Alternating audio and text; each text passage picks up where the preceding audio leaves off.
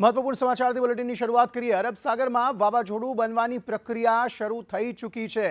આગામી 12 કલાકમાં low pressure સર્જાવાની સંભાવના છે અને લો પ્રેશર દરિયામાં ઉત્તર તરફ આગળ વધશે। આગામી 36 કલાકમાં તે ડિપ્રેશનમાં પરિવર્તિત થશે। ડિપ્રેશનમાં પરિવર્તિત થયા બાદ તેની તીવ્રતા વધુ વધે તેવી શક્યતાઓ જોવા મળી રહી છે। તેવામાં મહારાષ્ટ્ર, गोवा और गुजरात आ अलग अलग जे राज्यों है तेमां परिस्थिति वधु विकट थई शके छे। दरियाई विस्तारों में खास करीने परिस्थिति वधु विकट थई शके तेवी शक्यताओं पूरेपूरी जोवा मळी रही छे। आगामी 36 कलाक में डिप्रेशन में परिवर्तित थशे अने डिप्रेशन में परिवर्तित थया बाद तेनी तीव्रता वधशे तेवी शक्यताओं जोवा मळी रही छे। सहयोगी प्रीति जोड़ाई गया है, विंडीना माध्यमथी समझावशे कया प्रकारनी परिस्थिति अत्यारे गुजरात पर, महाराष्ट्र पर अने गोवा पर सर्जायेली जोवा मळी रही छे। जी प्रीति।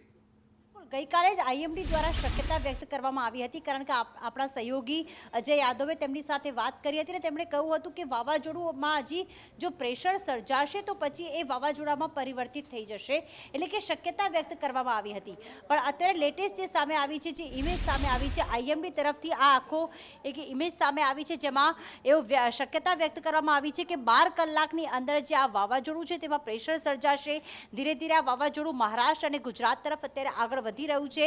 લો પ્રેશર સર્જાઈ શકે છે એવી વ્યક્ત કરવામાં આવી છે શંકા, કારણ કે જે ગતિએ વાવાઝોડું આગળ વધી રહ્યું છે, જે તીવ્રતાથી આગળ વધી રહ્યું છે 12 કલાકની અંદર, એટલે કે આજે સાંજ સુધી જે છે એ વાવાઝોડું લો પ્રેશર સર્જાશે અને 36 કલાકની અંદર ડિપ્રેશનમાં ફેરવાઈ જાય તેવી પણ શક્યતા આ ઇમેજ પરથી દેખાઈ રહી છે। આઈએમડી તરફથી આ ઇમેજ આપવામાં આવી છે અને ખાસ એ પણ જાણકારી આપવામાં આવી રહી છે કે આજથી જ વાવાઝોડાની અસરના ભાગરૂપે અને અત્યારે આપણે મહારાષ્ટ્ર અને ગુજરાતમાં તેની અસર જોઈએ છીએ કે આજથી તેની આગાહી જે છે વરસાદની આગાહી કરવામાં આવી છે।